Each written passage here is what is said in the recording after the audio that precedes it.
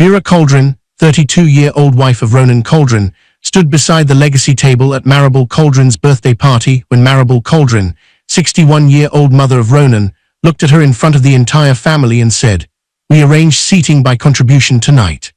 The words landed harder because everyone was there, Ronan's relatives, factory board members, social guests, and workers invited only so the Cauldrons could look generous in front of a buyer. No one asked how much Vera had sacrificed. No one cared that she had spent years quietly protecting Cauldron Forgeworks from collapse. They only watched as she was treated like a stranger in her own marriage. The room refused to help her. Glasses froze. Whispers stopped. Ewan almost stepped forward, but the silence of the powerful swallowed the truth before it could reach his mouth. Vera stood in simple clothes, holding the cream silk folder that carried her marriage certificate. Her fingers shook, but her face stayed calm. Ronan Cauldron, 35-year-old husband of Vera and heir to the failing factory, sat beside Selka Voss, 29-year-old mistress of Ronan and brand consultant at the factory, as if Vera had already been replaced. Selka wore the pearl pin Vera once bought for Ronan and smiled like humiliation was a victory. But what they did not know was that Vera was not the helpless wife they thought she was. Under her maiden name, Vera Vale, she owned Greyville Meridian, the company preparing to buy Ronan's family's dying factory. Inside Vera's private files were ownership records, acquisition contracts, worker protection papers, the debt schedules tied to Marable's prized mansion, and one family continuity and executive retention clause that could decide whether Ronan, Marable, and Selka kept their power after the sale. Then Ronan took the cruelty further. He lifted the marriage certificate in front of everyone and tore it in half while Selka laughed. Marable raised her glass and called it strength. Vera looked around the room one last time and realized silence had protected them long enough. Weeks later, at the final acquisition meeting, the truth would speak through the document she personally shredded. This is not just a story about family rejection. It is about what happens when people throw away the one person whose quiet mercy was holding their entire future together. Dear viewers, thank you for being here. If you watch without subscribing, it is like letting Vera stand alone in that room again. Subscribe now and comment where you are watching from. The sound came before sunrise. It was not loud enough to wake the owners in their warm beds, but it was loud enough to frighten every worker already standing under the cold lights of Cauldron Forgeworks. Press line 3 coughed once, then struck metal with a deep, uneven crack. Several workers froze. Nobody shouted. Nobody ran. They had all learned the same sad rule inside that old factory. If something broke, management blamed the workers before fixing the machine. The factory floor was half dark, with yellow safety lamps blinking above rows of tired equipment. Steam moved through the air like breath from an old animal. The building smelled of oil, dust, and metal that had worked too hard for too long. Then the side door opened. Vera Cauldron, 32, the quiet wife of Ronan Cauldron and daughter-in-law of the Cauldron factory family, stepped inside wearing a plain grey coat. She carried a small leather notebook against her chest. To most of the Cauldron family, Vera was only Ronan's soft-spoken wife, a woman they believed had married above her place. But the workers looked at her differently. She did not come with cameras. She did not come with speeches. She came before sunrise, while the factory was still honest. Vera walked straight toward press line 3. The machine gave another rough knock. A younger worker near the loading station crossed herself under her breath. Another man looked toward the office stairs, hopping no supervisor had heard. Late repairs always meant late blame. Vera stopped beside the press and closed her eyes. She listened, not like a guest, not like a rich wife pretending to care. She listened like someone hearing a language she had known since childhood. Ewan Pike, 64, the oldest mechanic at Cauldron Forgeworks, and one of the few people in the factory who respected Vera without asking permission, stepped out from behind the machine with a grease rag in his hand. He had known Vera's late father years ago, long before Vera married into the Cauldron family. His tired eyes studied her face. "You hear it too, don't you?" he asked. Vera opened her eyes. "The bearing is wearing from the left side," she said quietly. "If they keep running it through next week, the housing will crack." Ewan's mouth tightened, but not with surprise, with sadness. "Your father would have said the same thing." At the mention of him, something inside Vera softened. Dorian Vale, who had died when Vera was 21, had been her father, her first teacher, and the man who taught her that factories were not just buildings full of machines. They were places where families survived. In Vera's memory, He was still standing beside her when she was 13, getting her small hand onto the warm side of a machine panel. A bad owner sees workers as numbers, Dorian had told her. A real owner knows a machine breaking means a family might miss rent. That lesson had never left her.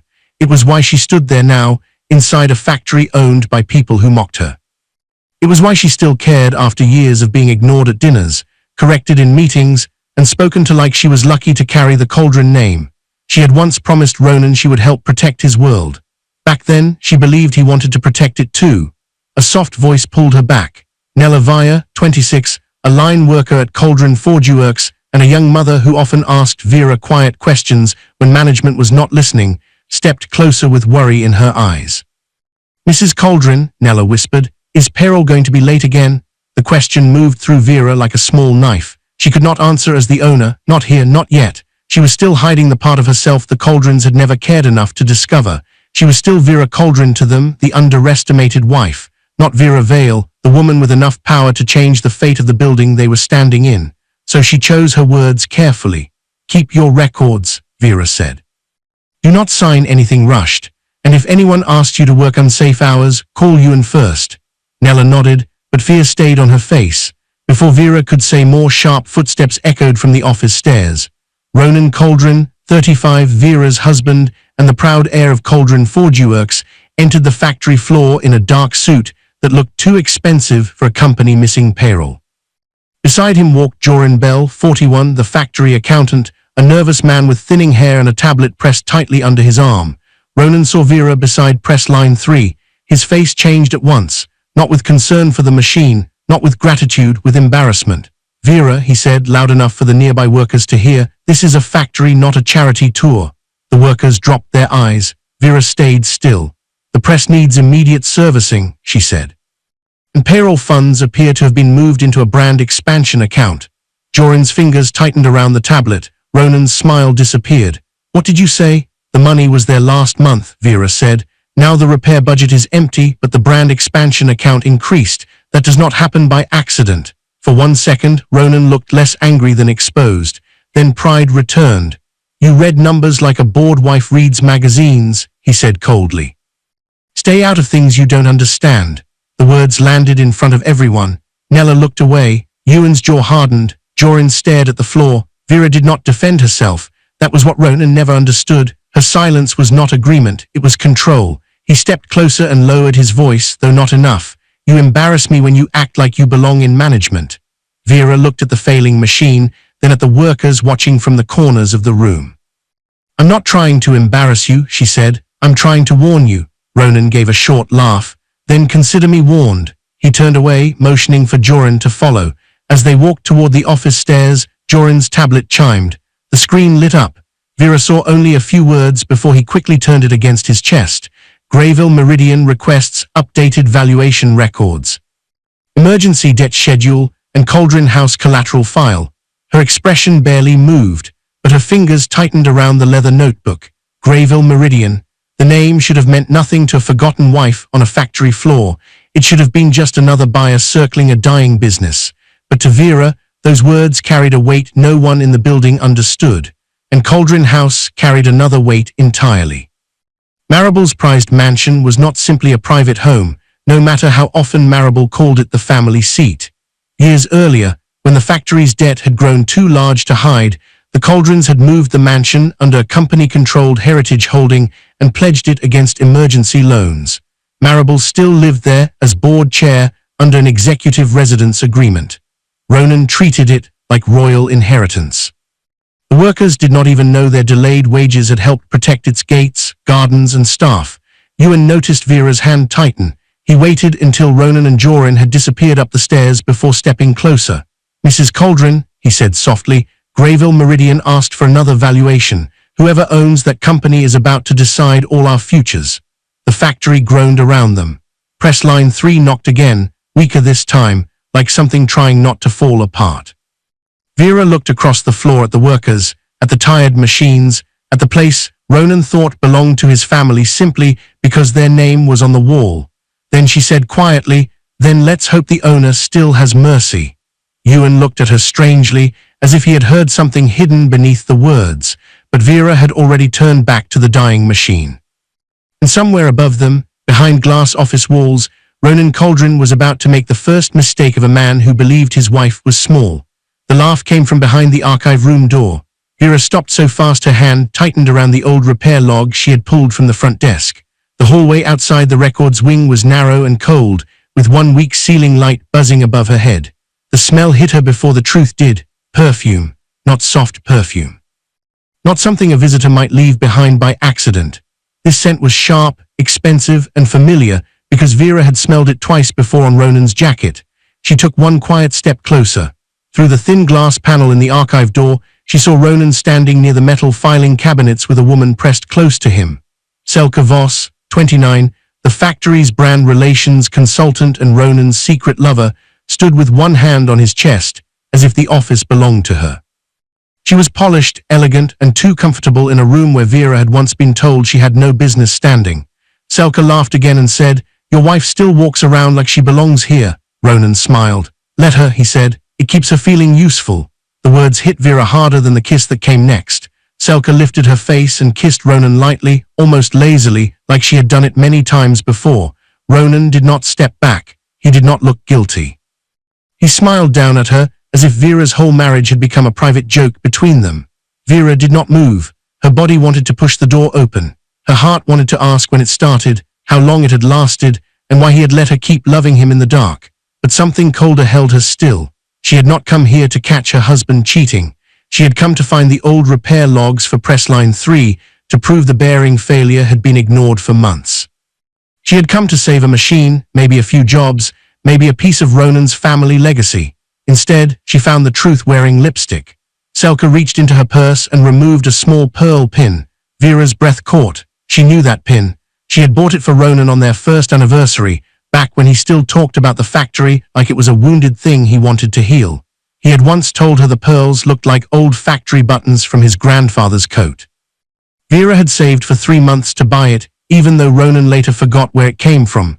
Selka fastened it to his lapel.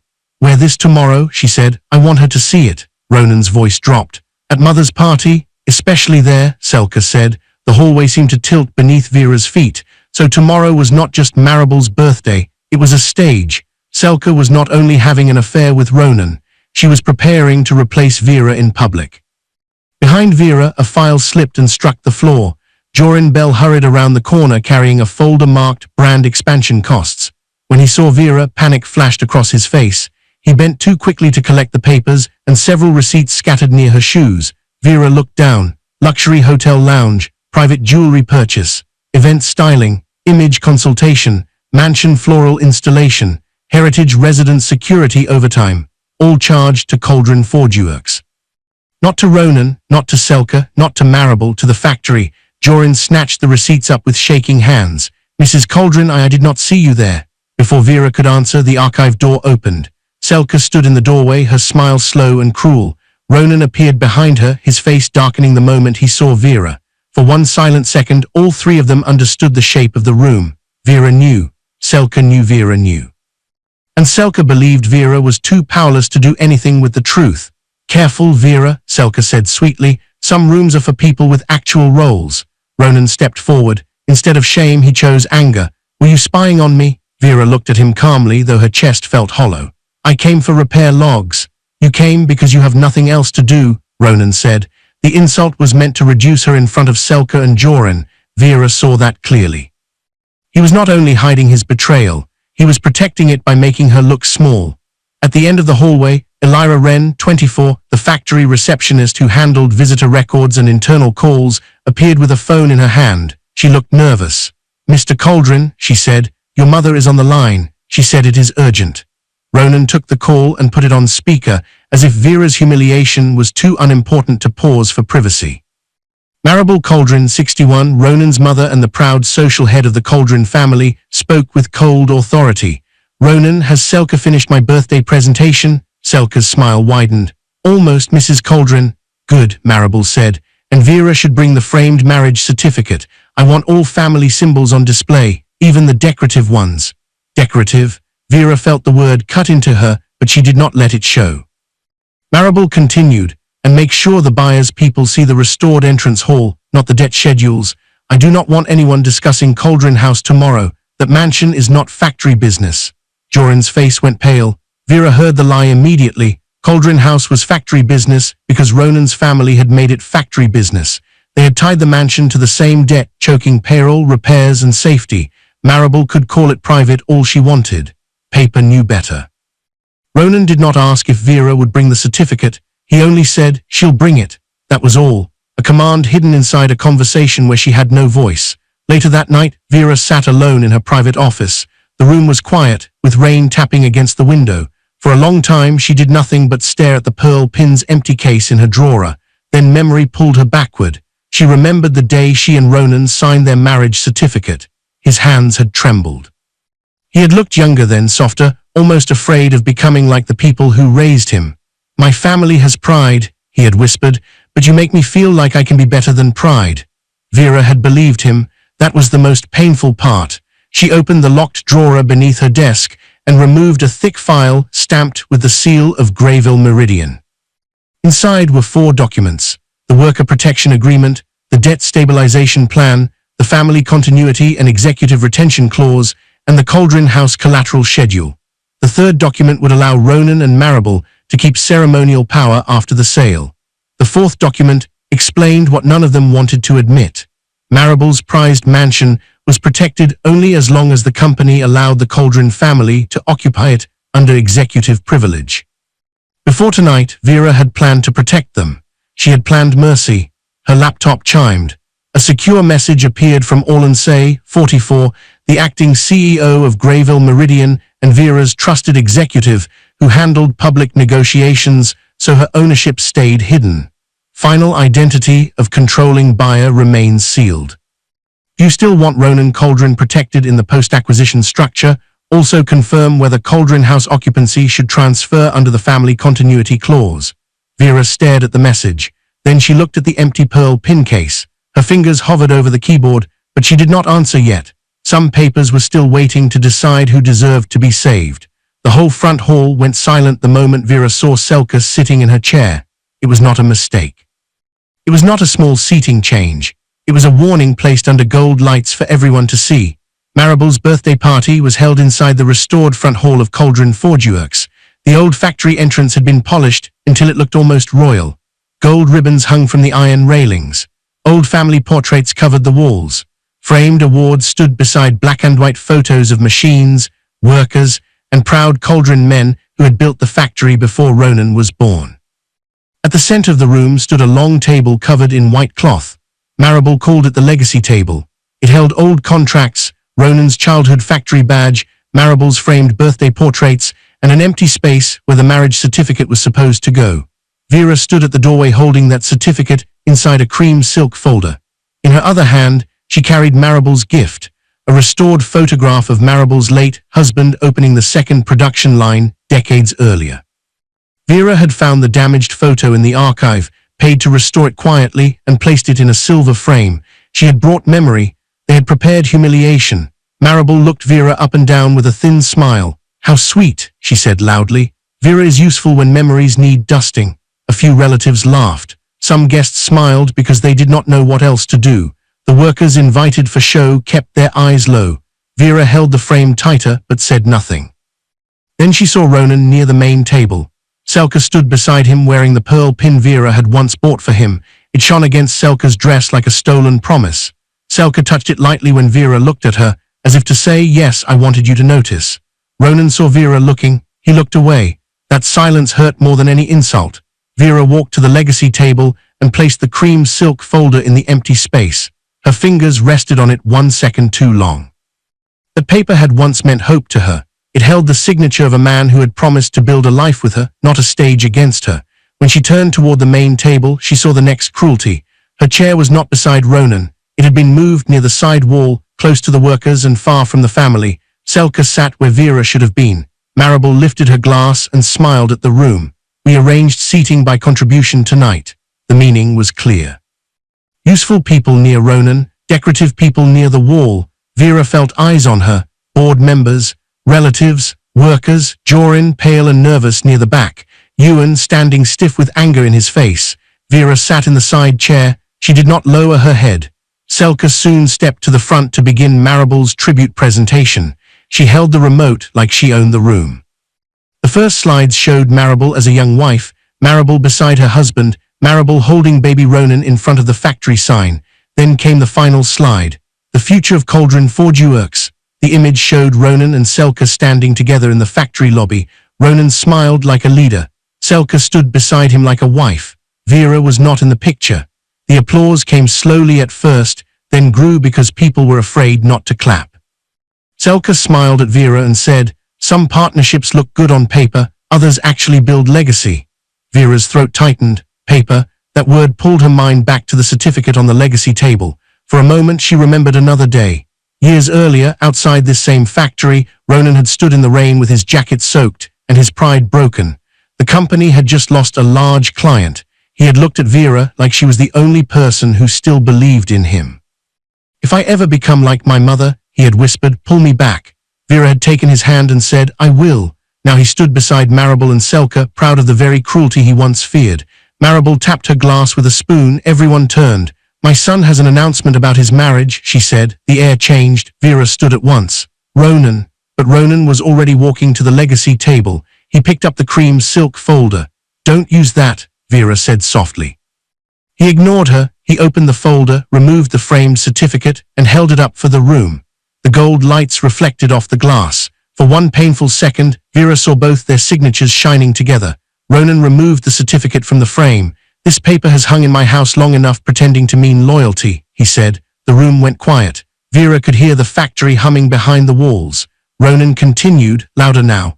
"I married a woman who looked grateful for my name. But gratitude is not greatness, and I refuse to drag weakness into the future of this family." Then he tore the marriage certificate in half. The sound was small, but it seemed to cut through the whole building. Selka laughed. It was not nervous, it was not shocked, it was satisfied. Then she tilted her head and said, "Careful, Vera. Some papers lose value once the right man stops signing them." Maribel lifted her glass. "My son is finally choosing strength." Ewan stepped forward. "Mr. Cauldron, this is wrong." Ronan turned on him. "You are here because my family allowed workers to witness history. Do not forget your place." That was when Vera understood everything. Ronan did not only look down on her, he looked down on anyone he thought needed him. The torn certificate fell near her shoes. For one moment, no one moved. Then Vera bent down. The room expected tears, maybe begging. Maybe one last attempt to save a marriage Ronan had just murdered in public. Instead, Vera gathered the pieces carefully.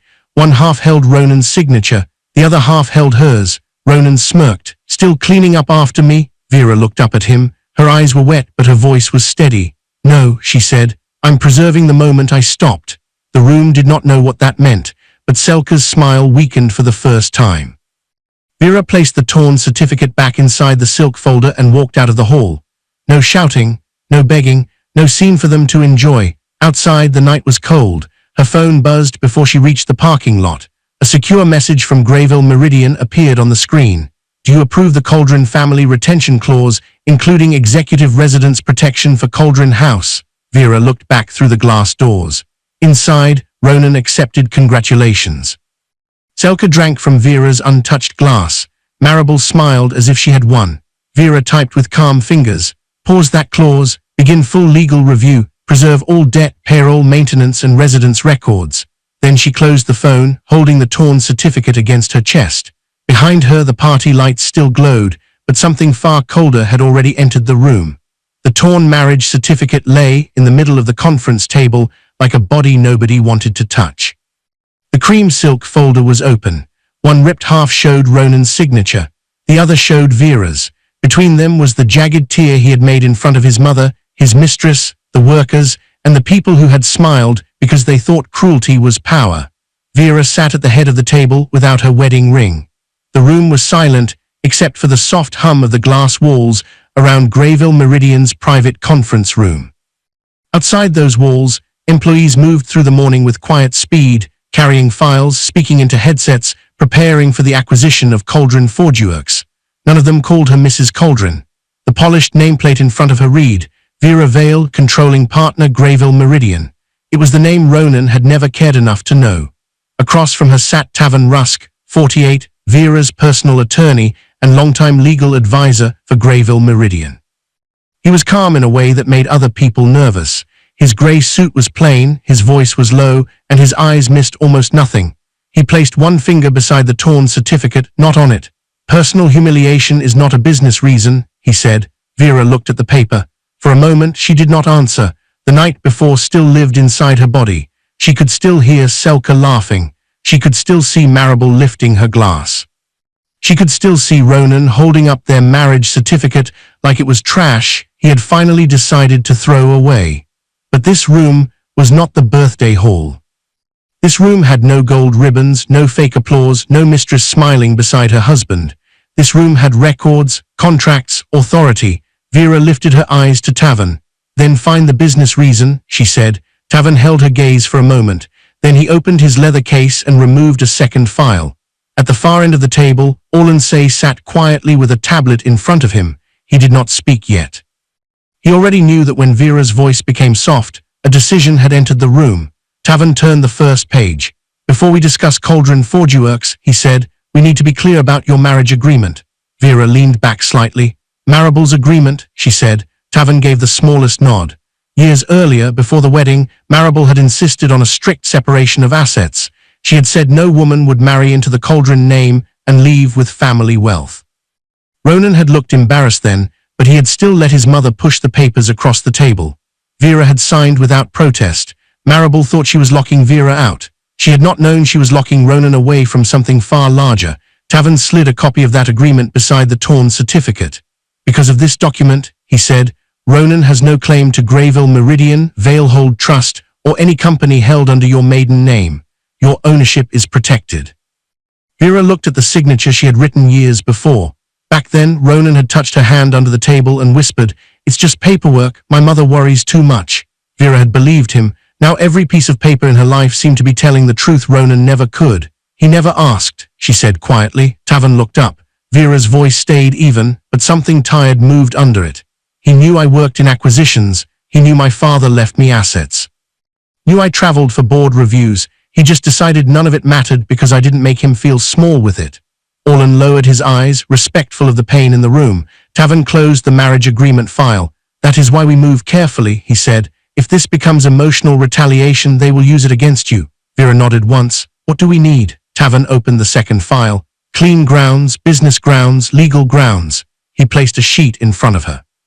Mismanagement, hidden debt, misuse of company funds, false reports to creditors, conflicts of interest involving Selka, board negligence involving Marable, unsafe machine operation, payroll diversion, and the Cauldron House residence issue. Vera's eyes moved to him. Tavan continued, the mansion is not protected by family sentiment. It is held under the company's heritage property structure and pledged against emergency debt. Marable occupies it because she is board chair. If she loses that position after a lawful sale, her occupancy right can end. Orlan added carefully, but not by force or surprise. Notices first. A possession order only if they refuse to vacate or attempt to remove company assets. Vera looked back at the torn certificate. So even now, the law demanded more patience from her than Ronan had given her in front of a room full of people. He tore this in front of workers whose payroll he may have stolen from, she said. Then we prove the payroll issue, Tavan answered. And Selka, we prove whether she benefited from company funds. And Marable, we prove whether the board ignored risk and whether company money protected her private lifestyle while workers went unpaid. Vera finally looked away from the certificate. Begin a forensic audit. Tavan wrote it down. And the divorce, he asked. The word entered the room like a door closing. Vera looked toward the glass wall. In the reflection, she could see herself clearly. Not the woman Ronan had mocked, not the silent wife at the side table. Vera Vale. Prepare the papers, she said. Tavan's pen paused. Do you want this loud? Vera remembered the birthday hall, Ronan's smile, Selka's laugh, Marable's toast, the room waiting for her to break. No, she said, I want it correct. For the first time that morning, Tavan almost smiled. Then he opened two new folders and placed them side by side. The first was marked Worker Protection Agreement. The second was marked Family Continuity and Executive Retention Clause. Vera stared at the second folder longer than the first. Tavan noticed. The worker agreement keeps jobs, benefits, pensions, delayed wages and safety upgrades intact, he said. The retention clause keeps Ronan as legacy president, Marable with a board seat, Selka's consulting contract active, and Cauldron House occupied under family executive privilege. Words settled heavily. Before last night, Vera had been ready to sign both. That was the part no one at the birthday party would have believed. She had not been planning to destroy Ronan. She had been planning to save him with dignity. She had been planning to let Marable keep her pride. She had even been willing to let Selka remain in a limited professional role if the audit cleared her. Mercy had been sitting in a folder all along. Ronan had torn it without knowing. Vera closed her eyes. For a moment she heard her father's voice, deep and gentle, from a memory she carried like a prayer. When someone betrays you, Dorian Vale had once told her, do not burn down the room if innocent people are still inside. She opened her eyes. The workers stay protected, she said. The family earns nothing without audit clearance. Tavan drew a line through the top page of the retention clause, not cancelling it yet, only marking it for review. That small sound of pen against paper felt calmer than anger. Stronger too. Then Orland's tablet chimed. He read the alert first. His face changed. Tavan looked at him, then turned his own screen around. A new audit flag had arrived from the preliminary records request. He read silently. Then he looked at Vera. Selka Voss's consulting account received payments from factory emergency funds. The room went still. Vera's face did not change, but her eyes sharpened. Tavan continued, his voice lower now. And Ronan approved them. Outside the glass walls, Greyville Meridian kept moving like a machine just beginning to wake. Vera looked down at the torn certificate, then at the two folders waiting beside it. For the first time since the party, she touched the silk folder and closed it. Then open every account, she said, and somewhere inside Cauldron Forgeworks, someone who thought last night was over was about to discover that paper could remember everything. The first thing Ronan noticed was not the auditors. It was the silence. Cauldron Forgeworks had never been a quiet place. Even when machines failed and workers whispered about late payroll, there was always noise somewhere. Metal striking metal, carts rolling across concrete, someone calling from the loading bay. But that morning, when Greyville Meridian's audit team entered the factory, the whole building seemed to hold its breath. Men and women in dark coats moved through the front office with tablets, sealed folders, and calm faces. They did not look impressed by the Cauldron name on the wall. They did not pause for family portraits. They went straight to payroll, vendor accounts, maintenance logs, executive spending, and the heritage property files tied to Cauldron House. Ronan stood beside Selka near the glass office, watching them like a man watching strangers touch his throne. This is normal, he said, though his jaw was tight. Buyers always act serious before they sign. Selka leaned close to him, her voice sweet and sharp. Once this deal closes, you will keep the name, keep the office, and clean out everyone who doubted you. Ronan's mouth curved. Including her? Selka asked. Ronan looked down at the factory floor where Vera had once stood beside press line 3. Especially her, he said. Neither of them saw Vera standing at the side entrance. She had arrived in a plain dark coat with no jewelry, no driver, no assistant, and no sign of the wealth hidden behind her quiet face. Her hair was pinned simply. Her expression was calm. To Ronan, she looked exactly how he wanted her to look, small, wounded, and defeated. That was useful. Vera walked through the factory slowly, letting the workers see her. Some gave her careful nods. Nella watched her from the line with worried eyes. Ewan stood near the maintenance board, his face unreadable, but Vera saw the question in him. Had the owner still found Mercy? She could not answer yet. Ronan came down from the office stairs before she reached his door. If you came for an apology, he said, earn one by leaving quietly. Vera looked at him without anger. I came for my things. Selka appeared behind him, smiling as if she had been waiting for another chance to watch Vera bend. Ronan opened his office door with a careless gesture. Take whatever little memory you need. But do not make a scene. The office still smelled of his cologne and Selka's perfume. Vera stepped inside and felt no comfort there. Once, she had sat in that room late at night helping Ronan repair proposals he had not understood. Once, she had believed the factory would become a place they protected together. Now she picked up only 3 things. First, her old leather notebook of machine observations. Second, a small photo from the first year of their marriage. In it, Ronan stood beside her outside the factory, smiling like a man who still knew how to be grateful. Third, the empty frame that had once held their marriage certificate. Ronan watched her and laughed. That is all you own here? Vera held the frame against her side and looked around the office Greyville Meridian would soon control. For now, she said. He frowned, not understanding. That was the point. While Ronan still believed he was humiliating his wife, Tavan was inside a temporary audit room with Joran Bell. The blinds were closed. A recorder sat on the table. Joran's hands trembled so badly that his paper cup of water shook against the wood. Tavan did not raise his voice. He only placed records in front of him one by one. Emergency press repair, Tavan said, sliding the first sheet forward. Worker safety training, vendor stabilization, brand expansion. Joran swallowed. Tavan added another stack. Luxury wardrobe, private dining, event styling, reputation management, promotional videos that were never produced, consultants tied to Marable's relatives, Cauldron House garden restoration, heritage mansion security, birthday event expenses billed under factory image protection. Joran's face turned grey. I was told it would be corrected after the acquisition, he whispered. By whom? Joran looked toward the door as if Ronan might burst through it. Tavan waited. Finally, Joran said, Selka brought the invoices. Ronan approved them. Marable did not ask questions as long as the birthday event looked successful and the mansion stayed untouched. Tavan made one note. No surprise, no victory, just record. That was how Vera wanted it. Outside, Ewan opened a locked maintenance cabinet for Orlan. The old mechanic removed binders no one in management had bothered to read. He placed them on a cart, each one marked with dates, repair warnings and delay notices. Ewan's voice was low. Press line 3 was reported 6 times, welding bay ventilation 4 times, loading gate pressure fault 3 times. Every time they said funds were being held for brand growth. Orlan scanned the pages. And the workers kept operating? Ewan looked toward the factory floor. What choice did they have? Across the building, Vera stood alone for a moment near the same press machine from before. The sound was worse now, a hard knock, a tired pull, a warning trapped inside steel. The noise pulled her into memory. She remembered the night Ronan brought her here after they got engaged. The building had been dark except for one yellow light near the entrance. He had stood in front of the old cauldron sign with rain in his hair and fear in his eyes. This place is all I have, he had said. Vera had taken his hand. Then I'll help you protect it. She had meant every word. Back in the present, the truth sat heavy in her chest. Ronan had not failed because the world was cruel to him. He had failed because he spent safety money on image, pride, Selka's smile and Marable's mansion. The betrayal was no longer only personal. It had reached the workers. That made it unforgivable.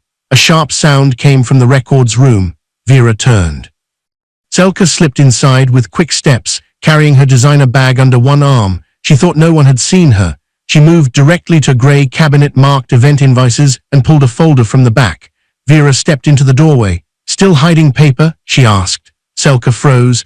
Then she turned with that same polished smile from the birthday party. Still sneaking around? Vera walked in slowly. I do not need to sneak in a building being audited. Selka's fingers tightened around the folder. Paper is easy to replace, she said. Not when my attorney already copied it. For the first time, Selka's smile cracked. It was small, but Vera saw it. Fear had finally touched her. Selka tried to recover. You really think this makes you powerful? Ronan will still be part of the deal. His name is the only thing this factory has. Vera looked at the folder in Selka's hand, then at the pearl pin still shining on her jacket. Names are not protection, Vera said. Records are. Selka's face hardened, but before she could answer, Vera's phone rang. It was Tavan. Vera stepped into the hallway and answered. His voice was calm, but every word carried weight. The audit found enough to remove Ronan, Marable and Selka from any post-sale role. Vera closed her eyes once, not in joy, in grief for the version of herself that had once tried to save them.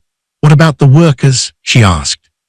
Protected, Tavan said, if you sign. And Cauldron House? Tavan paused for one careful second. Legally vulnerable. The residence agreement depends on Marable's board role.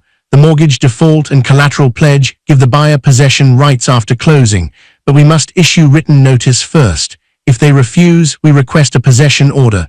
No shortcuts. Vera looked through the office glass. Workers were leaving the floor for break, tired and nervous, still unaware that their future was being decided around them. Nella held her lunch bag with both hands. Ewan stood beside the broken press like a guard beside a wounded friend. Vera's voice became steady. Then prepare 2 versions of the final meeting packet. Tavan paused. 2. One for the people who built this place, Vera said, and one for the people who thought laughing at me was the same as winning. She ended the call. Behind the records room door, Selka still held the folder she could no longer hide. And far above the factory floor, Ronan was still smiling at a future that had already begun moving without him, proceeding with scene 610 using your uploaded script as the source. Ronan burst into the executive office with the Greyville Meridian update in his hand and a smile sharp enough to cut glass. "They're still moving forward," he said. Selka stood from the leather chair behind his desk as if she already owned it. Marable sat near the window, dressed in pale silk, her hands folded over her handbag like a woman waiting for praise. Two board members sat stiffly across from her, watching Ronan because his confidence was the only thing left in the room that still looked expensive. Ronan slapped the printed update onto the desk. The buyer blinked, he said. "They need legacy, they need me." Selka's eyes lit up. Marable lifted her chin. "Of course they do, old names carry weight." Ronan walked to the window and looked down at the factory floor. The workers below moved between machines like shadows. To him, they were proof of inheritance. To Vera, they were people. That difference had never mattered to him before. Now it was about to matter more than anything. Selka came beside him and touched the pearl pin still fastened to her jacket. She had stopped wearing it like jewelry. Now she wore it like proof that Vera had been replaced. "And after the deal closes," she said softly, "Vera will have nothing left to stand near." Ronan laughed under his breath. "She already has nothing," he said. "She just has not accepted it yet." Marable's mouth curved. She never understood the family. She stood beside the name, but never carried the blood.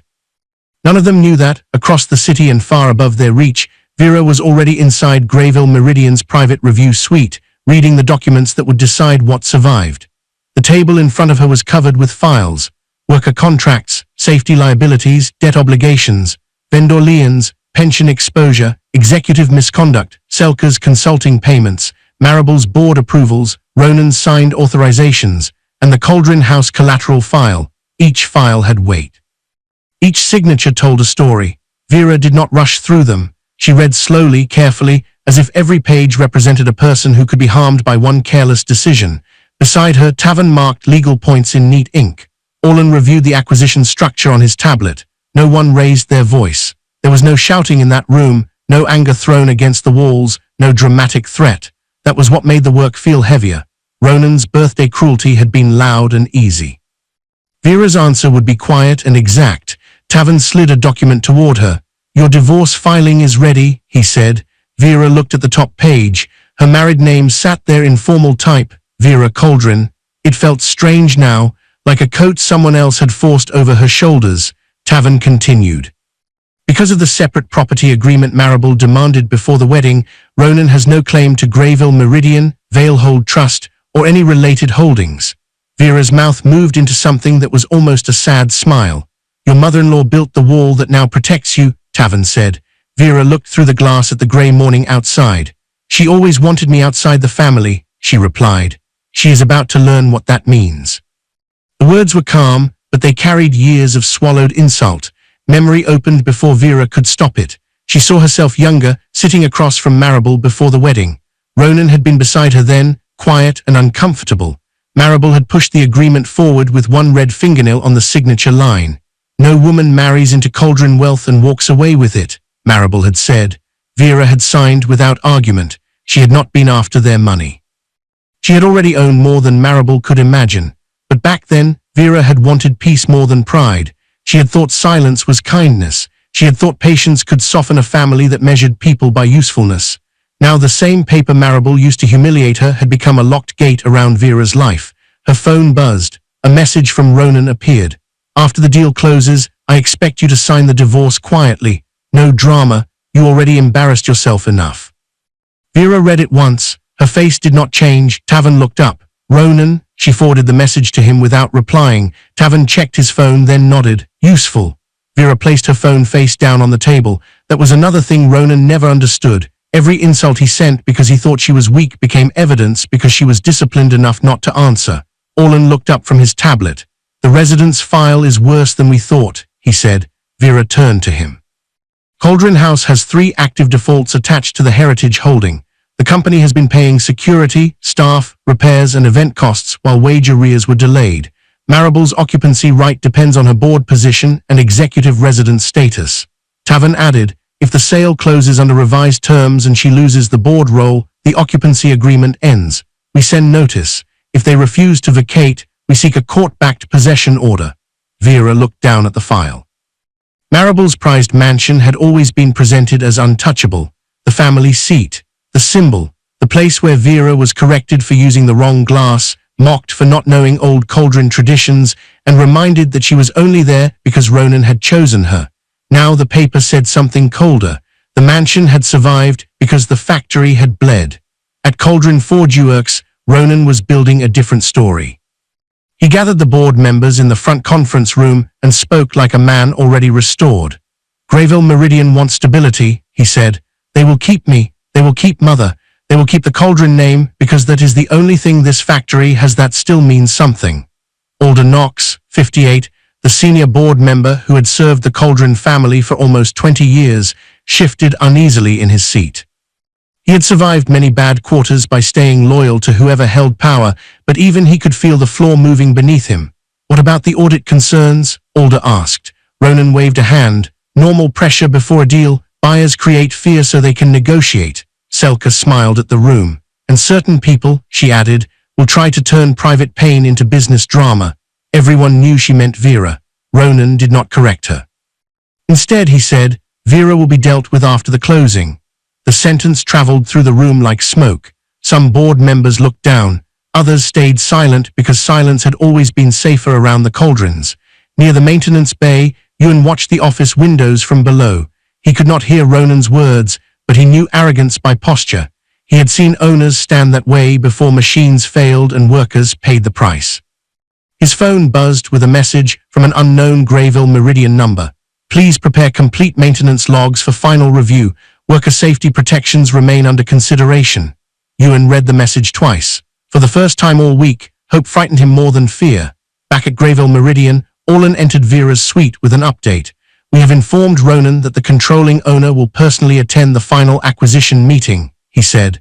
Vera lifted her eyes. And his response? Orlan hesitated, then played the recorded meeting note. Ronan's voice filled the room, proud and careless. Good. I want to look the person in the eye when they admit they need the Cauldron name. The recording ended. For a moment, nobody spoke. Then Vera closed the folder in front of her. The sound was soft, final, and colder than anger. Then he will, she said. Outside, the sky darkened above the factory, and somewhere inside Ronan's office, a nameplate was already waiting for a woman he still thought had no seat at the table. Ronan Cauldron walked into the main boardroom like a man arriving at his own rescue. His shoulders were straight. His suit was sharp. The pearl pin no longer sat on his lapel because Selka had claimed it completely now. It shone against her jacket under the white lights like a small insult no one had punished yet. The final acquisition meeting had begun. Two long tables faced each other inside the glass-walled boardroom of Cauldron Forge Works. On one side sat Ronan, Selka, Marable, Jorin, and the Cauldron board members. Alder Knox sat closest to Ronan with a stiff face and nervous hands. On the other side sat Tavern, Orlan, and Greyville Meridian's legal team. The lawyers had neat folders, silent phones, and expressions that revealed nothing. At the head of Greyville's table was one empty chair. There was no nameplate in front of it. Ronan noticed that first. He gave a small laugh and sat down. The mysterious owner is late. Selka leaned toward him, close enough for everyone to see she had no shame left to hide. Probably some old man who thinks he can buy history. Marable adjusted the bracelet on her wrist and smiled coldly. History is not bought. It is inherited. Nobody from Greyville answered. That silence irritated Ronan more than argument would have. He opened the meeting packet in front of him and scanned the first pages.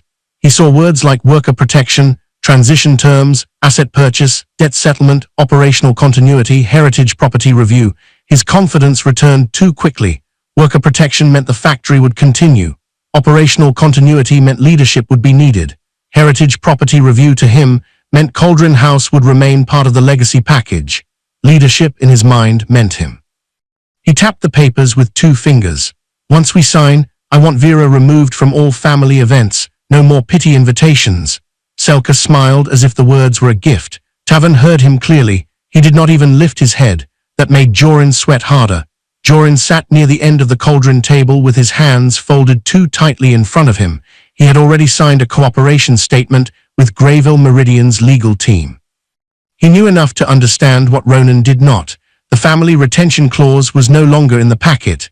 Ronan still believed the deal would save his title.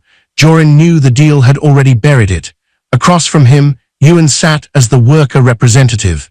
He wore his cleanest work shirt, but his hands still carried the marks of machines, oil, and years of repair work. He looked uncomfortable in the boardroom, as if the soft chairs and polished table belonged to a world that usually made decisions about men like him without letting him speak. He kept glancing at the folders. Tavan noticed. Without drawing attention, he slid a copy of the Worker Protection Agreement across the table to Ewan. Ewan hesitated before opening it. His eyes moved slowly over the first page. Then the second, jobs preserved, back pay covered, safety upgrades mandatory. Pensions protected, emergency repair funding restored, Worker Advisory Council created, retaliation against cooperating workers prohibited. Ewan's jaw tightened, but this time it was not anger. It was relief so deep it almost looked like pain. He lowered his head for a moment, hiding the shine in his eyes. For years, the workers had been told to wait, sacrifice, and trust the family name. Now the first real protection they had ever seen came from the buyer Ronan thought he could control. Ronan did not notice Ewan's reaction. He was too busy performing. He leaned back and said to Orlan, "Before the controlling owner arrives, let me be clear. The Cauldron name stays visible. The factory still needs the family face. You people may bring money, but money does not understand loyalty." Orlan looked at him calmly. "The controlling partner will address all final terms." Ronan smiled. "Good. I prefer speaking to the person in charge," Selka whispered. "Finally." Marable gave a satisfied nod. Then the door opened. The room changed before anyone spoke. Vera entered wearing a charcoal suit, simple and perfectly fitted.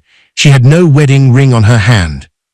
In her left arm, she carried the same cream silk folder that had once held the marriage certificate Ronan tore apart at Marable's birthday party. For 1 second, Ronan only frowned. Then annoyance crossed his face. "What are you doing here?" he asked. Vera did not answer him. She walked past the cauldron side of the room without looking for permission, without pausing beside Ronan, without giving Selka even the gift of anger. Selka's smile faded. Marable sat straighter. Jorin looked down at the table. Vera reached the empty chair at the head of Greyville Meridian's table. Orlan stood. "The controlling partner of Greyville Meridian has arrived," he said. The room went still. Tavan removed a nameplate from a slim black folder and placed it in front of the empty chair. Vera Vale. Ronan stared at the name, then he read it again. His mouth opened slightly, but no words came. Marable whispered, "Vale." Selka's face lost color so quickly that even her makeup could not hide it. Vera sat down at the head of the table. The silk folder rested beside her hand. For a moment, memory moved through her. The birthday hall, the gold lights, Selka's laugh, Ronan tearing the certificate as if paper could erase years of loyalty. Now the same people sat in front of her, but the room was different. There were no glasses raised, no guests laughing, no mother-in-law ruling the air, only documents. And this time the papers belonged to Vera. Ronan stood slowly, his chair scraped the floor. "This is some kind of trick," he said. Vera opened the cream silk folder and removed the torn pieces of the marriage certificate. She placed them on the table between them, one half at a time. Then she looked directly at him. "No, Ronan," she said. "The trick was you thinking I had nothing left to sign." The words settled over the boardroom like a locked door. And in the silence that followed, Tavan reached for the first evidence file. Ronan's chair slammed back so hard it struck the wall behind him. "You cannot own Greyville Meridian," he said. His voice was loud now, too loud for the glass boardroom. "You are my wife." The words hung in the air like a mistake he had not heard himself make. Vera did not flinch. She sat at the head of Greyville Meridian's table with the torn marriage certificate beside her and the cream silk folder under one hand. Her face was calm, but the stillness in her eyes made the room feel smaller. Across from her, Selka sat frozen, one hand near the pearl pin on her jacket. Marable's mouth had tightened into a thin line. Jorin stared at the table like a man waiting for a sentence. Ewan held the Worker Protection Agreement in both hands, afraid that one wrong word might make the promise disappear. Tavan did not raise his voice. He simply opened the first evidence file and slid a certified ownership record across the table. "Greyville Meridian is controlled by Valehold Trust," he said. "Vera Vale is the controlling partner. She has full authority to approve or reject the acquisition of Cauldron Forgeworks." Ronan snatched the file and flipped through it. His eyes moved faster than his mind could accept. "This means nothing," he said. Tavan placed a second document beside the first. "It also confirms that Mr. Cauldron has no marital claim over Greyville Meridian, Veilhold Trust, or any related holdings. Marable's eyes moved sharply to the page. Tavan looked at her. Because of the separate property agreement you required before the wedding.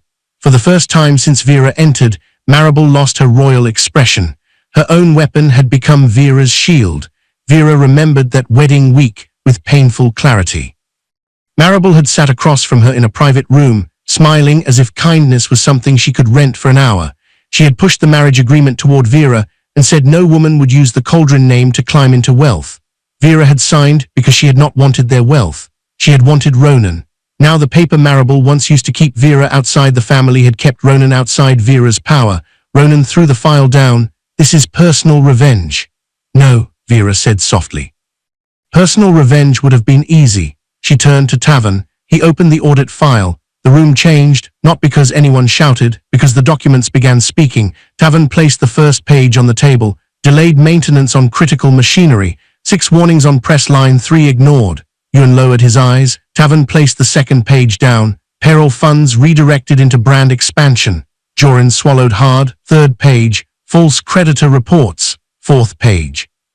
Vendor penalties hidden from the board. 5th page.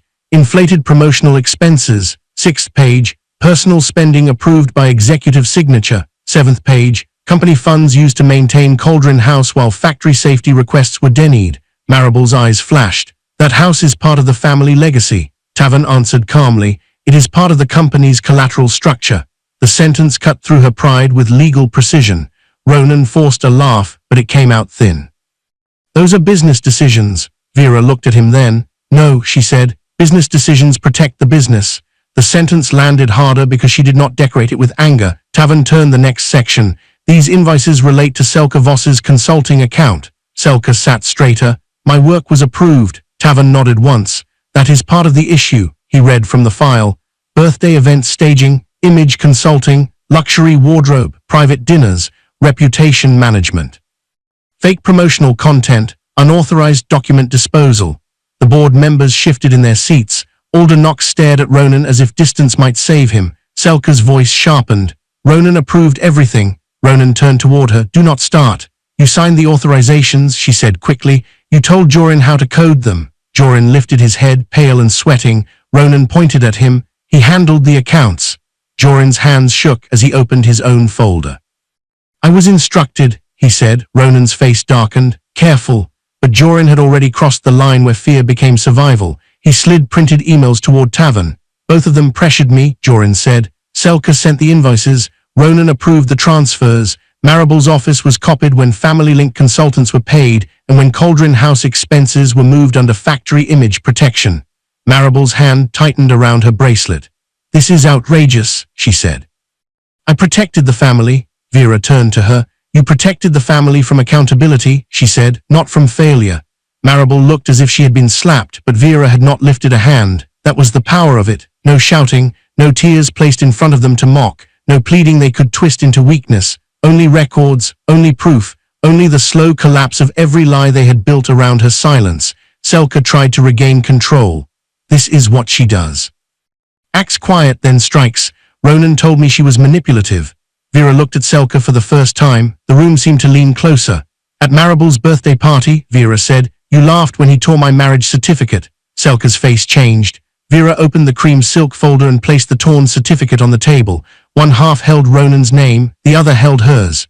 You all watched him tear this and call it strength, Vera said. No one spoke. Even Ronan looked away. Vera continued, today strength will be measured by who is still protected after this room loses its pride. Ewan's fingers tightened around the worker agreement. He understood before the others did. Vera was not there to destroy the factory. She was there to separate the people who built it from the people who used it. Tavan closed the audit file and opened the final meeting packet.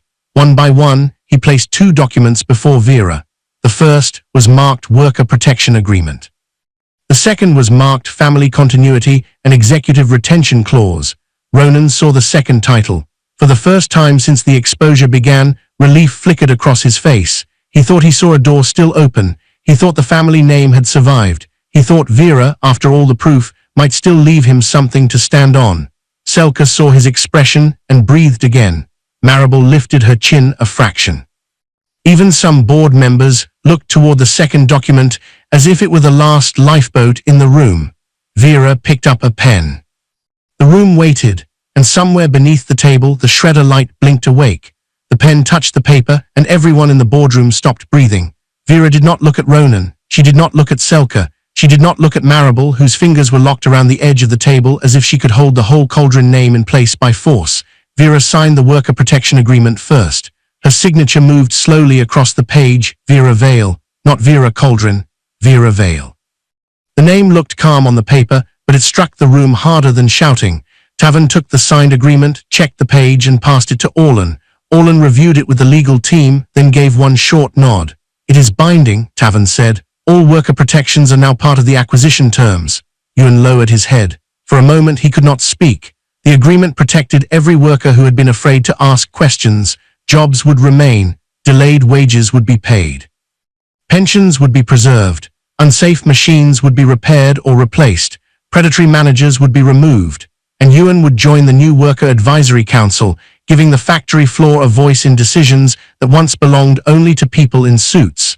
The old mechanic pressed his thumb against the paper like he needed to feel that it was real. Across the table, Ronan looked confused. He had expected Vera to burn everything. He had expected tears, anger, some wild act he could call emotional revenge. Instead, she had saved the workers before she addressed him. That made him more nervous than rage would have. "Fine," Ronan said, forcing his voice to stay strong. "Good, the workers are protected. Now sign the executive retention terms." Selka's shoulders relaxed slightly. Marable lifted her chin again as if order had returned. Vera looked at the second document. Family Continuity and Executive Retention Clause. The title alone seemed to give Ronan life. He stared at it like a drowning man seeing land. Vera lifted the document from the table. "This clause," she said, "was drafted before your mother's birthday." The room went still again. Ronan's face changed. Vera continued, her voice soft enough that everyone had to listen carefully. "It would have allowed you to remain as legacy president after the acquisition. It would have allowed Marable to keep a board seat. It would have allowed Selka's consulting contract to transfer under the new company. It would have allowed Cauldron House to remain occupied under family executive privilege while the debts were stabilized." Selka's eyes widened.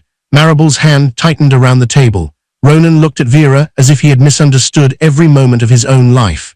"You were going to keep me," he whispered. Vera held the paper between them. "I was going to give you dignity." No one moved. The words opened something painful in the room.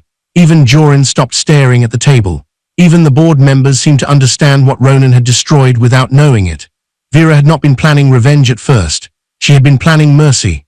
Before the birthday party, before the torn certificate, before Selka's laugh and Marable's toast, Vera had prepared a future where the factory survived and the Cauldron family kept a graceful place in its history. Ronan had mistaken her silence for emptiness. He had mistaken her kindness for need. Now he was learning that mercy was also a document, and it could be withdrawn. Vera stood. The movement was simple, but it pulled every eye in the boardroom toward her. She carried the family continuity and executive retention clause to the shredder near the end of the room. The machine was small, black, and ordinary. Yet in that moment, it looked more powerful than Ronan's office, his title, or his family name. Ronan stood so fast his chair scraped the floor. "Vera, wait." For the first time in days, he said her name without contempt. She paused, not because he had power over her, because she wanted him to hear the last thing she would ever give him in that room. "You can't do this," he said. Vera turned slightly. "You taught me paper only has value when the right person signs it." Selka's face went pale. She remembered her own words at the birthday party. Some papers lose value once the right man stops signing them. Now those words had come back wearing Vera's voice. Vera placed the retention clause into the shredder. The machine caught the paper. The sound filled the room. It was not loud, but everyone heard it. Strip by strip, the document disappeared. Ronan stared as if he were watching his own name being cut apart. It mirrored the night he tore the marriage certificate. But this time, the paper being destroyed was not Vera's dignity. It was his protection. When the last strip vanished, Tavan opened the final enforcement file. "Under the revised acquisition terms," he said, "Ronan Cauldron is removed from all executive roles. His access to company accounts is revoked immediately. His approved personal spending is referred for legal review. The family's voting influence is dissolved under the sale structure. He must vacate the executive office by close of business. Ronan's lips parted, but no defense came. Tavan continued. The Cauldron name will remain on the historical wall only. It will not appear on leadership documents. That was the blow that broke his pride. Not losing money, not losing Selka, losing the name as power. Selka pushed back from the table. This is not my fault. Tavan looked at her. Your consulting contract is terminated immediately. Your invoices have been referred for investigation. 2 company security officers came to the doorway. They did not touch her roughly. They did not need to. The humiliation was clean, quiet, and complete. Selka turned to Ronan, panic cutting through her beauty. You said she was nobody. Ronan could not answer. Marable rose slowly. Her face had lost its cold shine. Vera, she said, forcing softness into her voice. Think of the family. Vera looked at her. I was family when you watched him tear the certificate. Marable had no reply. The room held its silence. Then Tavan placed one more document on the table. Notice of termination of executive residence rights for Cauldron House, he said. The notice period begins today. Company assets must remain on the property. Occupants must cooperate with inventory and handover. Marable's eyes widened. No, she said. That house is mine. Tavan's voice remained steady. The records say otherwise. Marable looked at Ronan, but Ronan was still staring at the shredder. His voice dropped to almost nothing. I didn't know. Vera picked up the silk folder and closed it. That was always the problem, she said. You never cared enough to know me. Behind the glass wall, the factory lights flickered on, one row after another, as if the building itself had been waiting for the old name to fall quiet. The machines roared back to life without Ronan Cauldron's name on a single new order. For the first time in years, Cauldron Forgeworks did not sound sick. Press line 3 struck cleanly, steady and strong, no longer coughing through worn bearings or shaking like it might split open. New safety lights glowed above the floor. Fresh warning signs had been placed near the loading gate. The broken ventilation fans had been replaced. Workers moved with cautious hope, as if they were afraid to trust peace too quickly. Vera walked through the factory in a dark coat, her steps slow and steady. No one called her Mrs. Cauldron, not anymore. Some workers nodded with respect. Others simply watched her pass, still trying to understand how the quiet woman they had seen carrying a leather notebook before sunrise had become the owner who saved their jobs. Ewan stood near press line 3, training 2 younger mechanics. His hands were still stained with oil, but his shoulders looked lighter. On the board behind him was a new notice. Delayed wages would be paid in full by the end of the week. Pension accounts had been secured. Unsafe overtime had been suspended. Every department would receive safety training before the next production cycle. The factory had not become fancy. That was not Vera's way. It had become real again. Orlan walked beside her with a tablet in hand, listing updates from Grayville Meridian's Manufacturing Recovery Division. The Cauldron executive offices were being cleared. Vendor debts had been renegotiated. Repair funds were no longer hidden under brand spending. Workers who had been afraid to speak were now giving statements to the legal team. Vera listened, but her eyes stayed on the machines. She had saved the place Ronan used to brag about, but she had not saved it for him. Later that morning, she sat in Tavan's office with the final divorce papers in front of her. The room was quiet. No cameras, no board members, no Selka laughing in a corner, no Marable lifting a glass. Just Vera, Tavan. The legal team outside the glass wall, and the papers that ended what Ronan had already destroyed in public. The cream silk folder sat beside her hand. Inside it were the torn pieces of the marriage certificate. Tavan placed the divorce agreement before her. Everything is final once you sign. Vera looked at her married name on the document, Vera Cauldron. For years she had carried that name like a promise, then like a weight. Now it looked like something she had finally set down. She signed. Not quickly, not angrily, carefully. When she finished, Tavan gathered the papers, then looked toward the silk folder. Do you want that destroyed too? He asked. Vera touched the folder with 2 fingers. For a moment the birthday party returned. Gold lights, Selka's laugh, Ronan's hand tearing the certificate, Marable's voice calling cruelty strength. Then the memory softened, not because it stopped hurting, but because it no longer owned her. No, Vera said, keep it filed. Some endings should be remembered accurately. Tavan nodded. Outside the factory, Ronan waited near the visitor's entrance. He looked smaller than Vera remembered. No executive title, no office key, no board behind him, no mother beside him, no Selka touching the pearl pin on her jacket. Even his suit seemed less powerful now, as if the cloth had only looked expensive when people were afraid of him. Vera stopped a few feet away from him. For once, Ronan did not begin with an insult. I loved you before all this, he said. Vera looked at him for a long second. You loved who I became when I made myself small enough for you. His face tightened.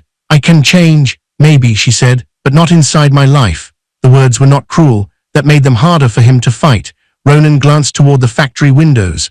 Through the glass, workers moved across the floor under new lights. Ewan was laughing at something one of the younger mechanics had said. The factory that Ronan thought was his birthright was breathing without him. His phone buzzed in his hand. Vera saw Selka's name flash across the screen. The message preview was sharp and angry, blaming him for everything, demanding he fix her reputation, demanding he tell people she had only followed his lead.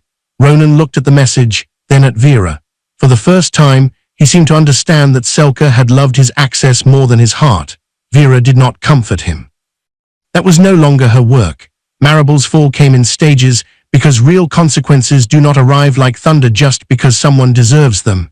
First came the written notice, then the inventory team, then the refusal. Marable would not open the gates. She told the estate staff that no outsider could walk through Cauldron House. She told Ronan the courts would protect the family name. She told anyone who would listen that Vera had stolen what blood had built. The Cauldron House had not been protected by blood. It had been protected by company money, and company money now answered to records. 3 weeks later, at midnight, the gates of Cauldron House glowed under white security lights. The mansion stood beyond them, wide and proud, with tall windows, trimmed hedges, stone lions, and the balcony where Marable used to stand during summer parties, as if the world had been built beneath her feet. A court officer arrived with Greyville Meridian's legal representatives. 2 security vehicles followed. The process was quiet, formal, and cold. No shouting, no dramatic crowd, no revenge speech. Only a possession order, signed because Marable had ignored every notice. Inside the mansion, lights snapped on one after another. Marable appeared at the front door in a silk robe, her hair pinned but not perfect. Ronan stood behind her, pale and stunned. Selka was there too, not because she loved him, but because she had nowhere else to attach herself after her contract collapsed. Marable stepped forward. You cannot enter my home. The court officer looked at the order, then at the house. Cauldron House is held under the company heritage property structure. Occupancy rights were terminated after the acquisition. You were served notice and failed to vacate. Marable's hand tightened on the doorframe. This is Vera's doing. Tavern, standing beside the officer, answered without emotion. This is the result of ignored documents. That sentence did what no insult could have done. It made Marable small. Ronan looked past the officer toward the gate, as if expecting Vera to appear. She was not there. Vera had chosen not to watch. That wounded him more than if she had arrived in triumph, because it meant she no longer needed to see him lose. The staff were instructed to gather only personal belongings. Company property stayed. The antique factory ledgers stayed. The heritage portraits stayed for valuation. The security system transferred. The gates transferred. The mansion that had once been used to decide who belonged no longer opened for the cauldrons. Selka came down the stairs carrying 2 designer bags. Ronan, she hissed, where are we supposed to go? Ronan did not answer. Marable stood in the entrance hall, staring at the floor as if the marble itself had betrayed her.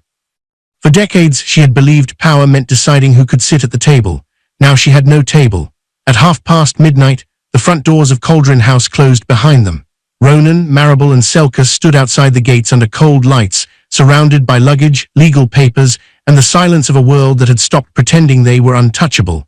Homeless did not mean they had no names. It meant the names no longer opened doors. By morning, Vera returned to the factory floor. New sign had been placed near the entrance, Dorian Vale Worker Fund.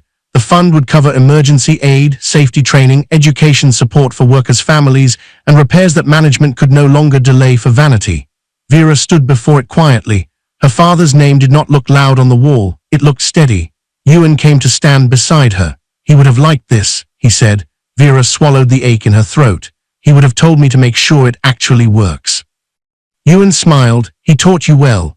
They walked together to press line 3. The machine ran smoothly now, no cough, no warning knock, no hidden damage pretending to be normal. Ewan listened to it and said, your father would have known by the sound. Vera smiled faintly. He taught me to listen. Beyond the glass, Ronan stood outside the factory gates, watching from the street. For the first time, he was the outsider. Inside, Vera belonged. She removed her wedding ring from her pocket and placed it inside the empty certificate frame she had taken from Ronan's office. She did not cry this time. Ronan had once torn a marriage certificate because he thought paper could erase a woman. But Vera had never been held together by paper. She had been held together by patience, memory, discipline, and a kind of strength quiet people only reveal when cruelty finally mistakes them for weak. As the factory bell rang for the next shift, Orlan approached with a sealed folder from Grayville Meridian. Vera looked at the label. Another failing factory, another desperate set of workers, another owner who believed power meant never being questioned. She closed the frame, lifted the new file, and walked toward the sound of machines beginning again. Dear viewers, if Vera's silence, strength, and final rise touched you, subscribe now. And tell us in the comments, should Vera have shown them mercy after everything they did?